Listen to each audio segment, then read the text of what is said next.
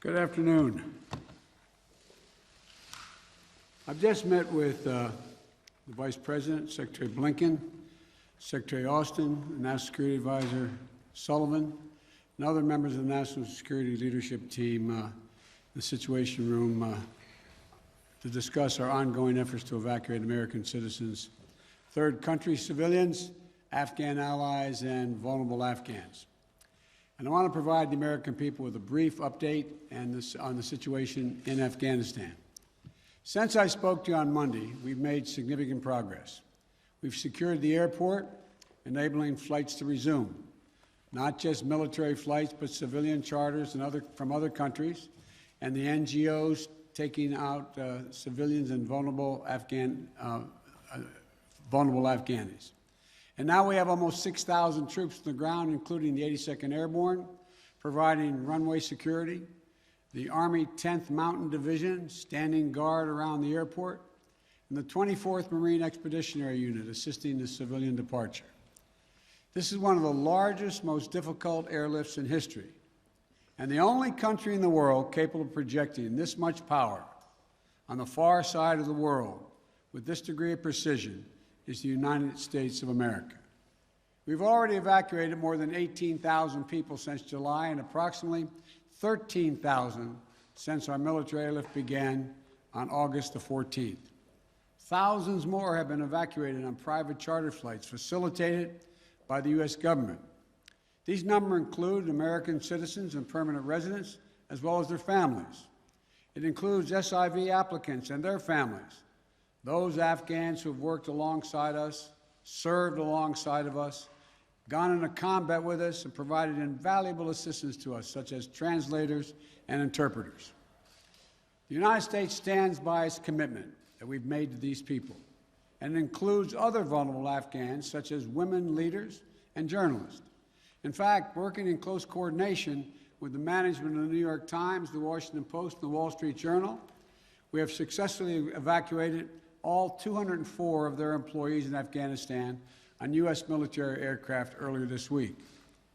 We've established the flow of flights, and we've increased the number of people we're moving out of the country. We paused flights in Kabul a few hours this morning to make sure we could process the arriving evacuees at their transit points. But our commander in Kabul has already given the order for outbound flights to resume. Even with the pause, we've moved out 5,700 evacuees yesterday, and we're working on a variety to verify that number of the Americans who are still in country as we work on this, because don't have the exact number of people who are Americans who are there, and those who may have come home to the United States. We want to get a strong number as to exactly how many people are there, how many American citizens, and where they are. Just yesterday, among the many Americans we evacuated, there were 169 Americans who we got over the wall into the airport using military assets. We're also facilitating flights for our allies and our partners, and working in close operational coordination with NATO on this evacuation. For example, we provided overwatch for the French convoy bringing hundreds of their people from the French embassy to the airport. These operations are going to continue over the coming days before we complete our drawdown. We're going to do everything that we can to provide safe evacuation for our Afghan allies, partners, and Afghans who might be targeted because of their association with the United States. But let me be clear. Any American who wants to come home, we will get you home. But make no mistake, this evacuation mission is dangerous. It involves risks to our armed forces, and it's being conducted under difficult circumstances. I cannot promise what the final outcome will be, or what it will be, that it will be without risk of loss. But as Commander-in-Chief, I can assure you that I will mobilize every resource necessary. And as an American, I offer my gratitude to the brave men and women of the U.S. Armed Forces who are carrying out this mission. They're incredible. And as we continue to work the logistics of evacuation, we're in constant contact with the Taliban, working to ensure civilians have safe passage to the airport. We are particularly focused on our engagements on making sure every American who wants to leave can get to the airport. Where we have been seeing challenges with Americans, for Americans, we have thus far been able to resolve them. We've made clear to the Taliban that any attack on our forces or disruption of our operations at the airport will be met with swift and forceful response. We're also keeping a close watch on any potential terrorist threat at or around the airport, including from the ISIS affiliates in Afghanistan who were released from prison when the prisons were emptied. And because they are, by the way, and make everybody understand that the ISIS in Afghanistan have been the sworn enemy of the Taliban. I've said all along, we're going to retain a laser focus on our counterterrorism mission, working in close coordination with our allies and our partners, and all those who have an interest in ensuring stability in the region. Secretary Blinken, who's with me today, met this morning with our NATO allies in consultation about the way forward, so that Afghanistan cannot be used in the future as a terrorist base to attack the United States or our allies. For 20 years, Afghanistan has been a joint effort with our NATO allies. We went in together, and we're leaving together. And now we're working together to bring our people and our Afghan partners to safety. In the past few days, I've also spoken directly with the British Prime Minister, Mr. Johnson, Chancellor Merkel of Germany, and President Macron of France. We all agreed that we should convene, and we will convene, the G7 meeting next week, a group of the world's leading democracies, so that together we can coordinate our mutual approach, our united approach on Afghanistan and moving forward. We are united with our closest partners to execute the mission at hand. We've also discussed the need to work with the international community to provide humanitarian assistance, such as food aid and medical care for refugees who have crossed into neighboring countries to escape the Taliban, and to bring international pressure on the Taliban with respect to the treatment of Afghan people overall, but including Afghan, particularly women and girls. The past week has been heartbreaking. We've seen gut-wrenching images of panicked people acting out of sheer desperation. You know, it's completely understandable.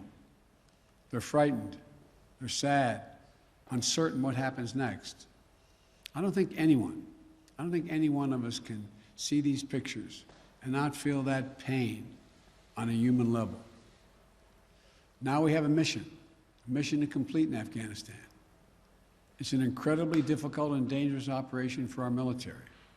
We have almost 6,000 of America's finest fighting men and women at the Kabul airport.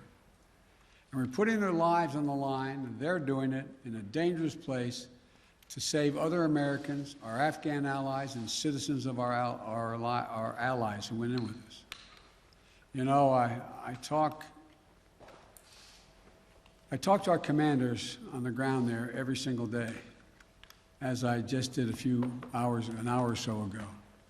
And I made it clear to them that we'll get them whatever they need to do the job. They're performing to the highest standard under extraordinarily difficult and dynamic circumstances. Our NATO allies are strongly standing with us, their troops keeping sentry alongside ours in Kabul, as is the case whenever I deploy our troops into harm's way. I take that responsibility seriously. I carry that burden every day, just as I did when I was vice president and my son was deployed to Iraq for a year. There'll be plenty of time to criticize and second guess when this operation is over. But now, I'm focused on getting this job done. I would ask every American to join me in praying for the women and men risking their lives on the ground in the service of our nation. As events evolve over the coming days, my team and I will continue to share the information and update the American people on exactly where things are. We'll use every resource necessary to carry out the mission at hand and bring to safety American citizens, and our Afghan allies. This is our focus now. And when this is finished, we will complete our military withdrawal and finally bring to an end 20 years of American military action in Afghanistan. Thank you. May God bless you, our troops, our diplomats, and all those serving in harm's way. And now I'll take questions. AP, Zeke Miller. Thank you, Mr. President. You vowed that your election would usher in an era where the world can count on America to live up to its promises. You promised to leave Afghanistan, but you also promised not to help to bring out those who helped America in its war effort. We've seen these heart-wrenching images at the Kabul airport of people trying to get there, say nothing of the people who can't get to that airport. You made the commitment to get American troops out, to get American citizens out. Will you make the same commitment to those who assisted in the American war effort over the last 20 years, number one? And then number two, what is your message to America's partners around the world who have criticized not the withdrawal, but the conduct of that withdrawal and made them question America's credibility on the world stage? I have seen no question of our credibility from our allies around the world. I've spoken with our NATO allies. We've spoken with NATO allies, the Secretary of State. Our National Security Advisor has been in contact with his counterparts throughout the world and our allies, as has the General, I keep calling him a General, but my Secretary of Defense. The fact of the matter is, I have not seen that. Matter of fact, the exact opposite I've gotten. The exact opposite thing is we're acting with dispatch. We're acting, committing to what we said we would do. Look, let's put this thing in perspective here. What interest do we have in Afghanistan at this point with al-Qaeda gone?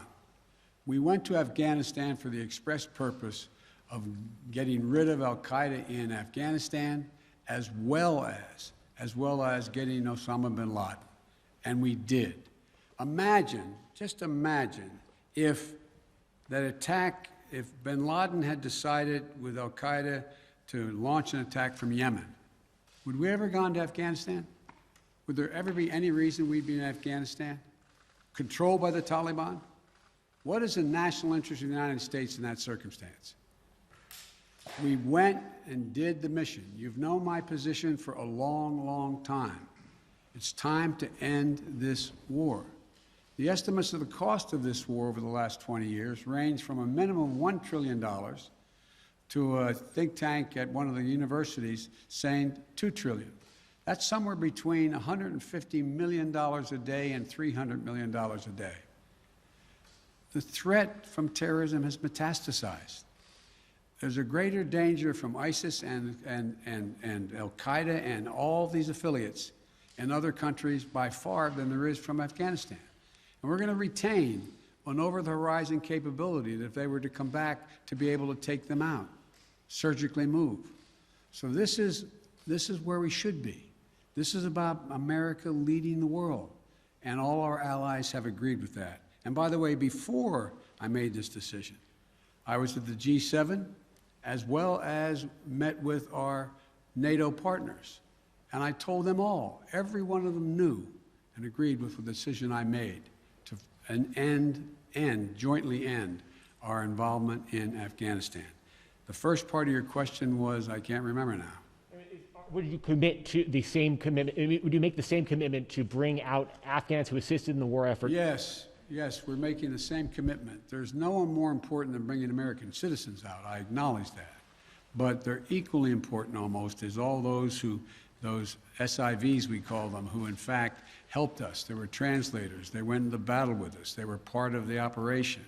As well as we're also trying to get out as many NGOs, non-government organizations, women's organizations, et cetera. We're doing all we can. In the meantime, Secretary Blinken and I am going to be working with our allies to see to it that we can bring international pressure on the Taliban they're looking to gain some legitimacy. They're going to have to figure out how they're going to maintain that country. And there's going to be harsh conditions, strong conditions we're going to apply, and it will depend on whether they get help based on whether or not how and well they treat women and girls, how they treat their citizens. So this is just beginning on that score. Are Are you willing to stay past the 31st to make that happen, to bring all the Americans out, to bring those SIVs out? I think we can get it done by then, but we're going to make that judgment as we go. Now, Justin Sink of Bloomberg. Thank you, Mr. President. You just said that you would keep a laser focus on counterterrorism efforts and that you don't see as great of a threat of terrorism from Afghanistan as other parts of the world. But if you and your administration so badly misassessed how quickly the Taliban would sweep through Afghanistan, and we no longer have an embassy there from which to run intelligence operations, how can you at all be confident of your assessment of the risk of terrorism and the ability of the U.S. to conduct over-the-horizon missions to keep it in check? Can you tell Americans that they're safe and will remain safe from terror attacks in Afghanistan? I think you're comparing apples and oranges. One question was whether or not the Afghan forces we trained up would stay and fight in their own civil war they had going on. No one, I shouldn't say no one, the consensus was that it was highly unlikely that in 11 days they'd collapse and fall and the leader of Afghanistan would flee the country. That's a very different question than whether or not there is the ability to observe whether or not large groups of terrorists begin to accumulate in a particular area in Afghanistan to plot against the United States of America. That's why we retained an over-the-horizon capability to go in and do something about that if that occurs, But in the meantime, we know what's happened around the world. We know what's happening in terms of what's going on in other countries where there is a significant rise of terrorist organizations in the Middle East, in East Africa, and other places. And so the bottom line is we're dealing with those terrorist threats from other parts of the world and failed states without permanent military presence there. We have to do the same in Afghanistan. Sir, just on that initial assessment, we learned over the last 24 hours that there was a dissent cable from the State Department. Sure. Saying that the Taliban would come faster through Afghanistan. Can you say why, after that cable was issued, the U.S. didn't do more to get Americans out? All kinds of cables, all kinds of advice. If you notice, it ranged from this group saying that they didn't say it'd fall when it did fall, but saying that it would fall, to others saying it wouldn't happen for a long time and they'd be able to sustain themselves through the end of the year. I made the decision. The buck stops with me. I took the consensus opinion. The consensus opinion was that, in fact, it would not occur, if it occurred, until later in the year. So it was my decision. Now, my next is Stephanie Ramos, ABC. Thank you, Mr. President. 2 questions for you. The military has secured the airport, as you mentioned, but will you sign off on sending U.S. troops into Kabul to evacuate Americans who haven't been able to get to the airport safely?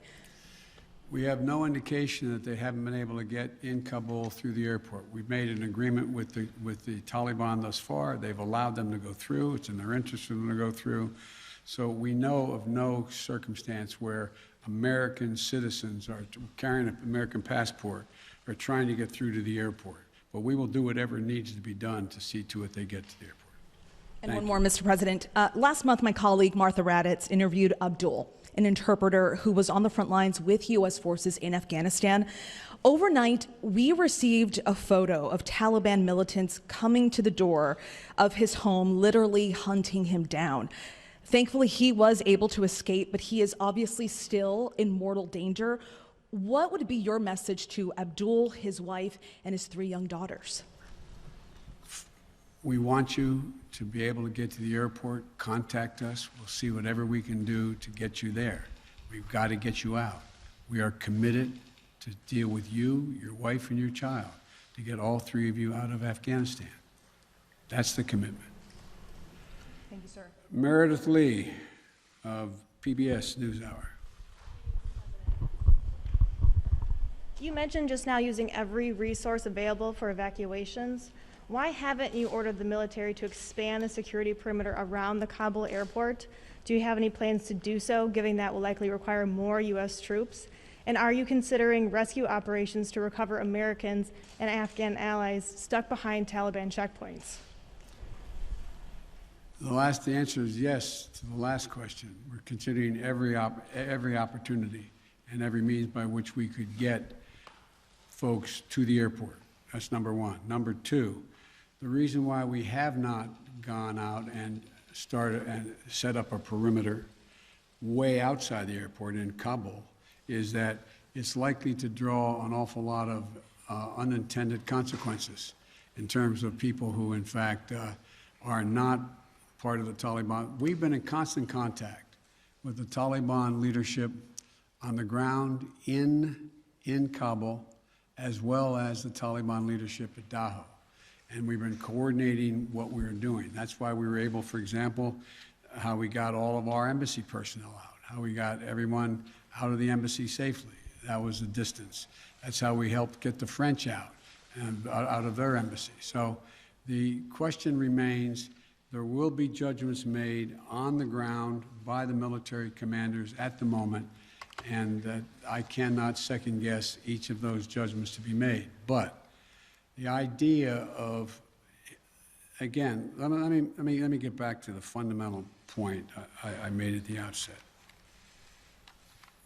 When the decision was made by me that, and it was made some time ago, and I ran 4 presidents saying I wanted to get us out of Afghanistan. One of the things that is a reality is people now say to me and to others, and many of you say it on air, that why did we have to move because no Americans are being attacked? Why did we withdraw those, why did we agree to withdraw 2,500 troops? No Americans are being attacked. As I said before, the reason they weren't being attacked was part of an agreement that Trump had made a year earlier. We will leave by May 1st, he said, as long as there's no attack on Americans in that year period. Number one. Number two, the Taliban was taking large swaths of the countryside, north and south. None of the major areas, none of the major points of the capitals of each of these provinces. But they were all over the country.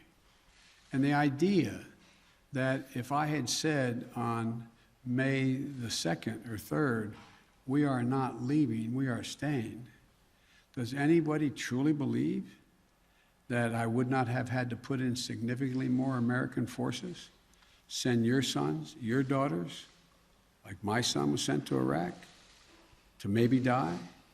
And for what? For what?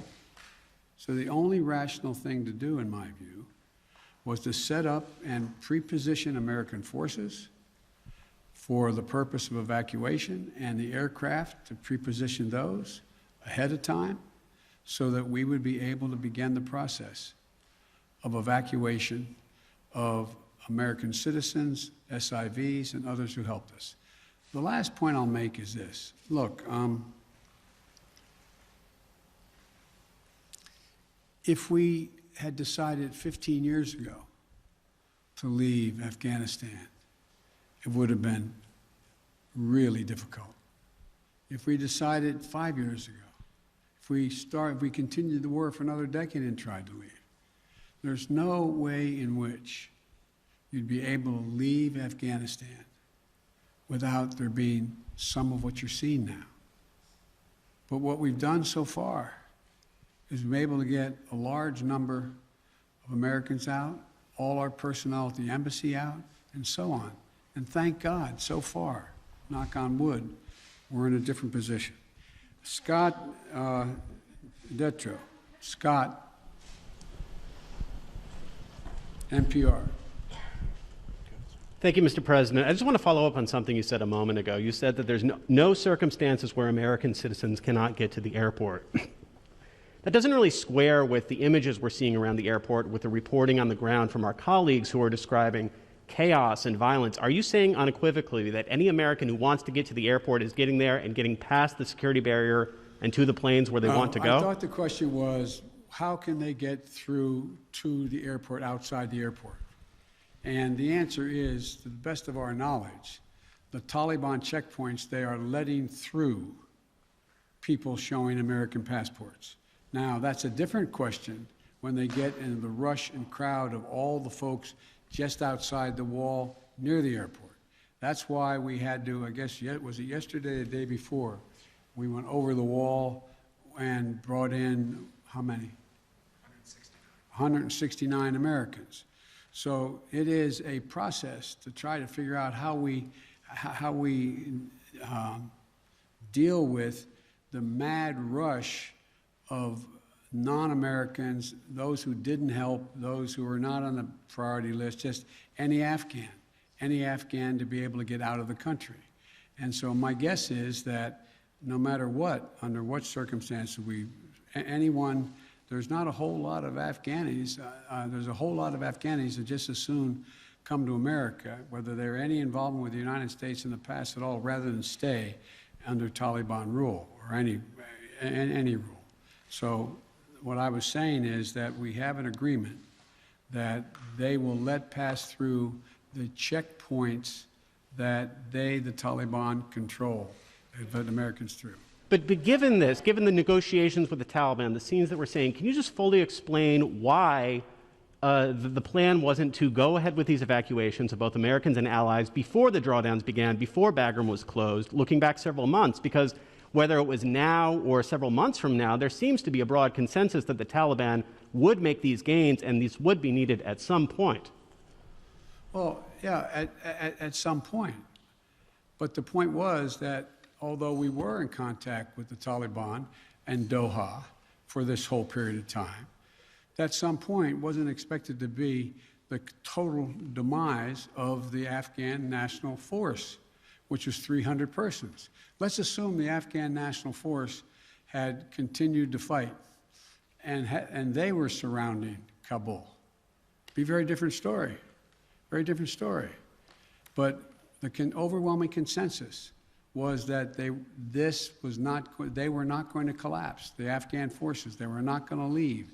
They were not going to just abandon and then put down their arms and take off. So that's what happened. Thank you very, very much. Thank you. Why do you continue to trust the Taliban?